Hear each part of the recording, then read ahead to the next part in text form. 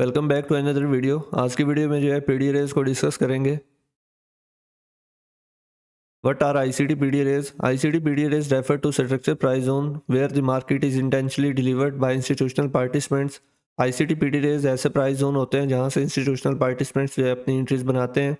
These areas represent where price is likely to react, rebalance or change direction rather than move randomly.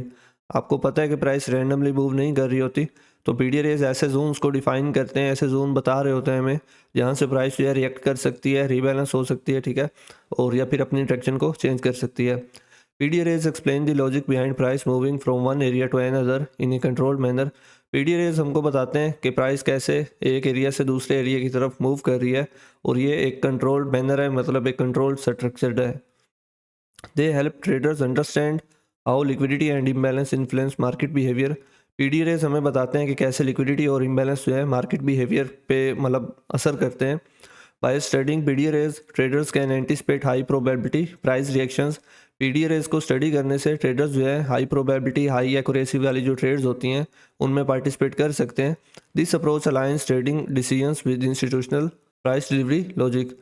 तो PD arrays को study करने से जो है हमारा जो माइंडसेट है वो इंस्टीट्यूशनल प्राइस डिलीवरी जो लॉजिक है उसके साथ अलाइन करता है। तो यहाँ नीचे आपको कुछ पीडी रेस दिए हुए हैं। For example fair value gap, order block, breaker block, volume imbalance, BPR. तो स्टेप बाय स्टेप आगे मूव ऑन करते हैं और इन पीडी रेस को डिस्कस करते हैं। तो ये कुछ पीडी रेस दिए हुए हैं आपको, कुछ और भी हैं बट बेसिक जो है मेन आपकी बेस मजबूत होनी चाहिए। तो हम बेस से स्टार्ट करेंगे। मोस्ट इंपॉर्टेंट जो पीडी रेज हैं वो आपके पास ये वाले हैं। तो स्टेप बाय स्टेप जैसे आगे बढ़ते जाएंगे बाकी जो पीडी रेज हमारे होंगे उनको भी हम डिस्कस करेंगे।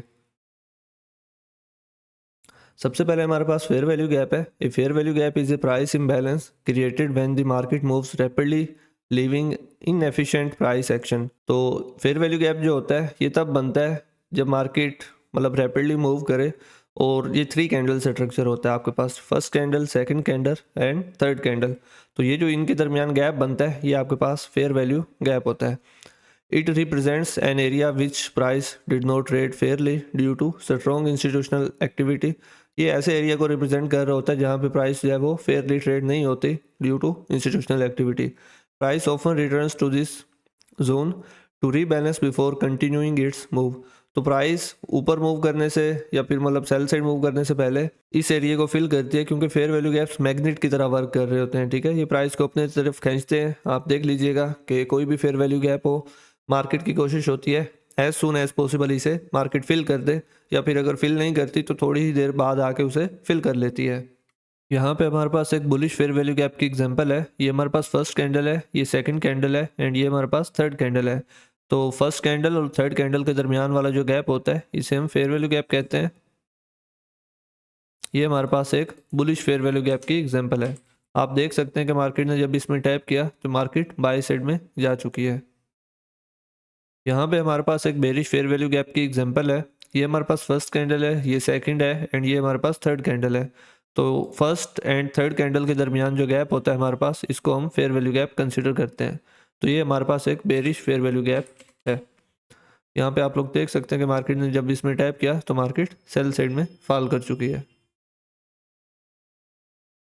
देन हमारे पास है inverse fair value gap. An inverse fair value gap in ICT trading forms when a previous FVG is broken once price closes through a fair value gap. This shift signals a change in order flow and confirms new directional bias. In simple wording, जब कोई fair value gap fail हो जाता है, mean market उसके ऊपर close कर देती है, प्राइस वहाँ पे होल्ड नहीं कर पाती, तो वो इन्वर्स फेयर वैल्यू गैप में चेंज हो जाता है। Traders use the retracement into the IFVG as a high probability continuation trade.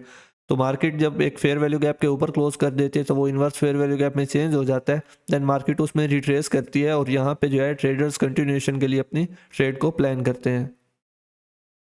For example chart पे हमारे पास एक फेयर वैल्यू गैप है। ये हमारी फर्स्ट कैंडल है, ये सेकंड एंड ये थर्ड। तो हमारे पास ये वाला जो है पहले फेयर वैल्यू गैप है, बट मार्केट क्या करती है, मार्केट इसके ऊपर क्लोज कर देती है, मीन मार्केट इसे डिसरिस्पेक्ट कर देती है। तो ये हमारे पास जो है इन्वर्स फेयर वैल्यू गैप में चेंज हो जाता है। तो यहाँ पे देख सकते हैं कि ये हमारा इन्वर्स फेयर वैल्यू गैप है। मार्केट ऊपर गई है, देन अगेन इसमें रीटैप किया है, रिट्रेस किया है और यहाँ से बाय साइड का मूव जो है मार्केट ने स्टार्ट किया है। तो ये हमारे पास एक bullish inverse fair value gap की एग्जाम्पल है। यहाँ पे हमारे पास एक bearish inverse fair value gap की एग्जांपल है। ये हमारे पास एक पहले फेयर वैल्यू गैप था, बट मार्केट ने जब इसके नीचे क्लोज किया तो ये हमारे पास bearish inverse fair value gap बन चुका है। तो मार्केट दोबारा इसमें रिट्रेस करती है और यहाँ से फॉल करती है।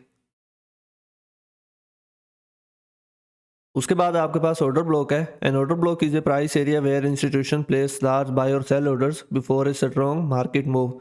तो ऐसा एरिया जहाँ पे इंस्टीट्यूशन के ऑर्डर्स प्लेस हुए पड़े होते हैं, मतलब एक लार्ज क्वांटिटी पड़ी होती है ऑफ बाय और sell orders, is called an order block. It is formed by the final candle opposing the direction of the impulsive move. For example ये आपके पास इंपल्सिव मूव है ऑफ सेल साइड, तो जो लास्ट कैंडल होगी इसे आप ऑर्डर ब्लॉक कंसिडर करते हैं।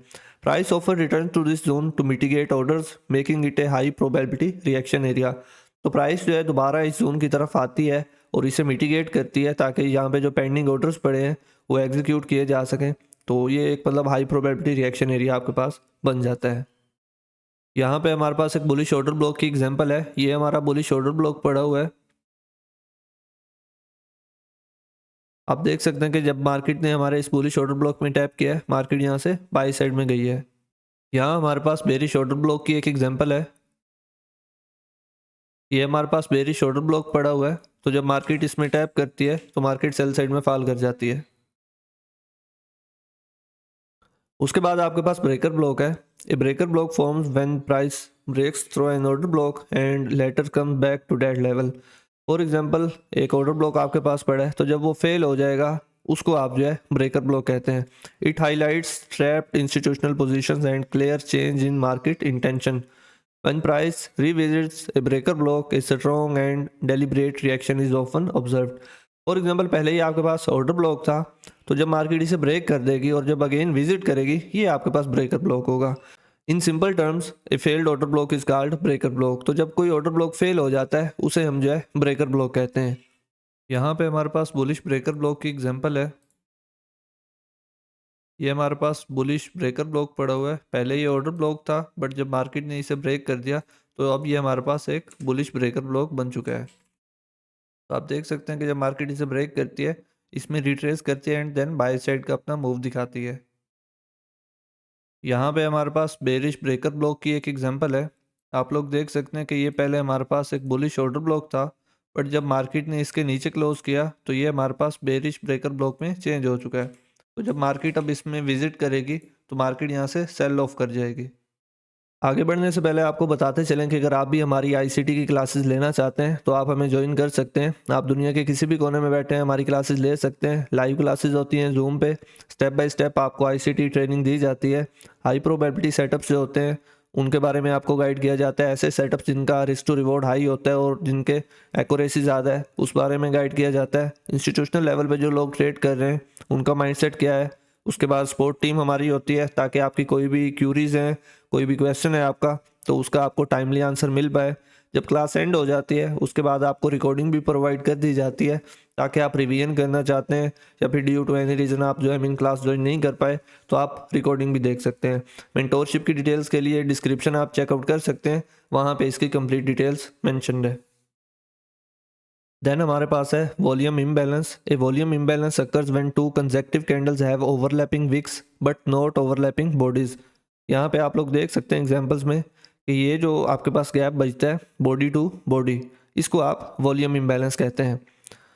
This gap shows inefficient order flow and strong institutional activity. Price often revisit this zone to rebalance before continuing its move. तो ये जो वॉल्यूम इम्बैलेंस का गैप होता है ये भी एज जैसे आपने फेयर वैल्यू गैप कंसीडर किया था, तो मार्केट की कोशिश होती है एज सुन एज पॉसिबल इसे जो है ये विजिट करे और इसे फिल आउट कर ले। Trader use them as high probability areas for entries, targets and observing market reaction. For example आपके पास जब कोई न्यूज़ आने वाली होती है, लाइक एफओएमसी की न्यूज़ है, सीपीआई की न्यूज़ है, कोई नया डे स्टार्ट हुआ है या नया वीक स्टार्ट हुआ है, तब आपके पास वॉल्यूम इम्बैलेंस होता है। या फिर अचानक से कोई जियोपॉलिटिकल इवेंट ऐसा आया मतलब जिसकी हाई वॉलेटिलिटी होती है, तब आपके पास ये वॉल्यूम इम्बैलेंस होता है। यहाँ पे हमारे पास बुलिश वॉल्यूम इम्बैलेंस की एक एग्जांपल है, और याद रहे वॉल्यूम इम्बैलेंस जो है आप बॉडी टू बॉडी मार्क करते हैं। तो यहाँ पे आप देख सकते हैं कि जब बुलिश वॉल्यूम इम्बैलेंस पे मार्केट ने टैप किया है, यहाँ से मार्केट जो है बाय साइड में गई है। यहाँ पे हमारे पास बेरिश वॉल्यूम इम्बैलेंस की एक एग्जांपल है।